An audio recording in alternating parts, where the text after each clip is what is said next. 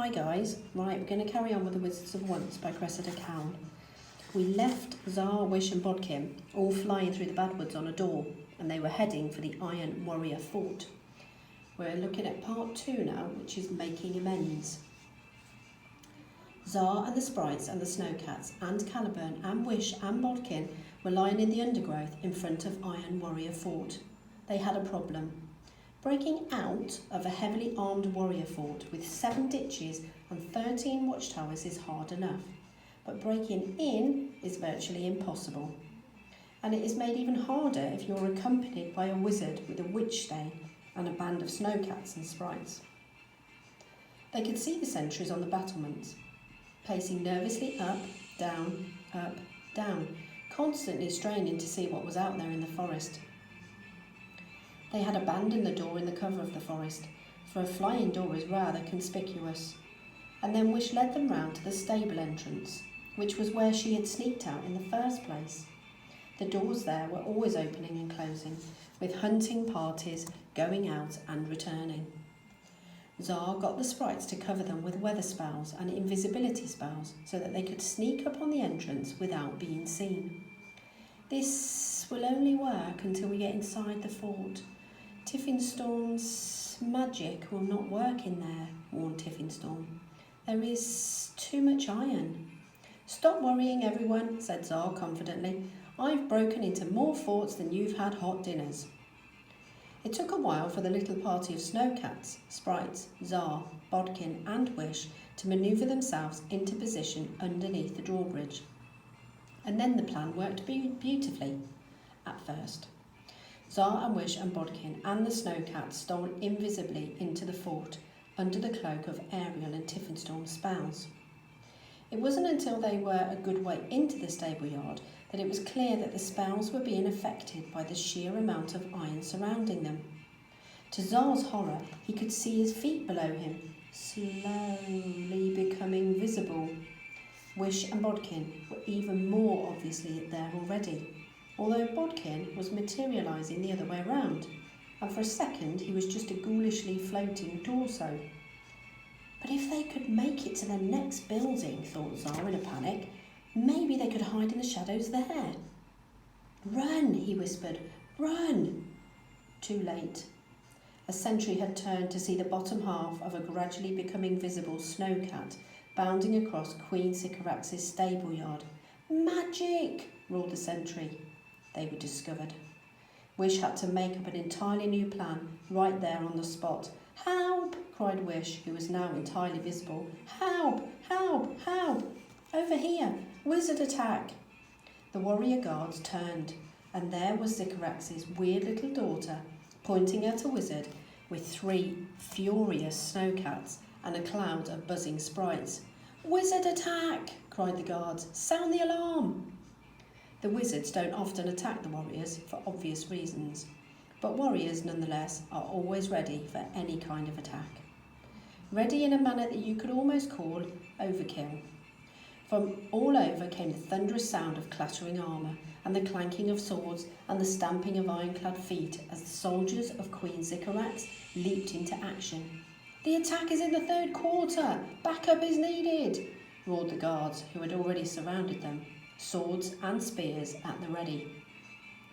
Call out the sprite catchers! Ready the snowcat trappers! Alert the magic police! The shouting grew louder, and the household defender warriors poured from all directions into the stable yard. Oh, by the goggle eyes of the green-bearded, green-toothed goblin, thought Tsar. There's masses of them. I never thought there would be so many warriors in the world. Night Eye, King Cat, don't you dare move, spat Tsar, for he knew that the snowcats were longing to launch themselves at the enemy, and he could see from the look in the warriors' eyes that if the snowcats even made one bound in their direction, they would kill them instantly. Tsar put his hand to his belt to take out the enchanted sword, but the sword was not there. He looked up. Wish was 10 yards away from him now, and she had been swooped up in the arms of an enormous warrior. The princess has been secured and made safe, roared the warrior, and one look into Wish's guilty eyes told Tsar everything he needed to know. Tsar was furious. treachery, betrayal. Wish had nicked that sword off him.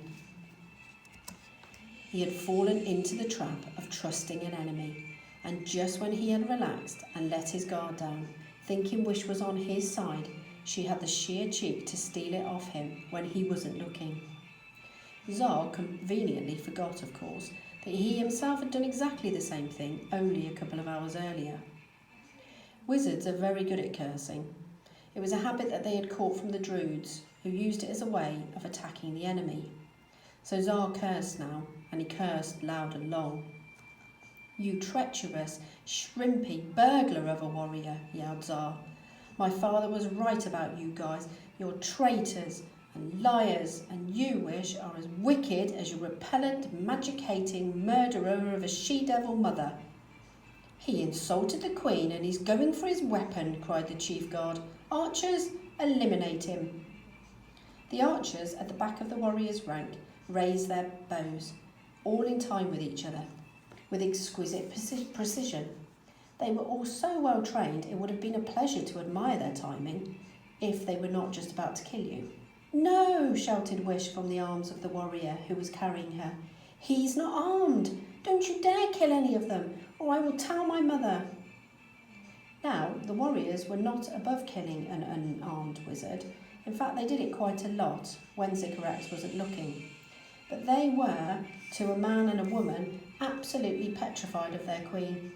So reluctantly, the archers' arms wavered in a disappointed sort of way, but they did not let go of their arrows. They lowered their bows. "Secure the targets," shouted the chief guard. "Contain the rebellion. Launch the sprite catchers. And when you've done that..." The chief guard sighed and swallowed hard. Somebody had better go and inform Her Majesty. The chief guard's deputy stepped forward. Do we have to?" "Of course we have to," barked the chief guard. "In fact, since you have the cheek to question my orders, I nominate you as the lucky person to go and tell her." Pow! The sprite catcher warriors fired bows that launched nets with little iron weights attached to them into the air towards the sprites. Out in the open air of the forests, the sprites could fly fleet as arrows, dodging and fating with such quicksilver swiftness that they were just a blur of energy and light. But here, the iron surrounding them acted like a drug on their flying skills. They bumbled about, slow and confused, shrieking madly, poor little things, as they scrambled away, trying to get far from the scary iron, but instead plummeting to the ground, caught in the nets and gasping and straining for breath like stranded fish. All of them were caught apart from the tiny hairy fairy, Bumbleboozle, who had crept into Wish's pocket as soon as disaster struck. The guards leaped forward, and Tsar was bound with chains so tightly that only his head was poking out. The snowcats were chained up too.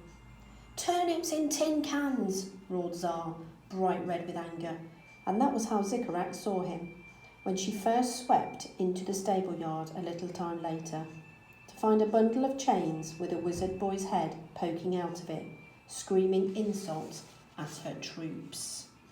Right, so, has Wish betrayed Tsar? Wonder? We're going to find out tomorrow, and we're also going to meet Queen Sycorax and find out a little bit more about her. So, speak to you tomorrow. Bye.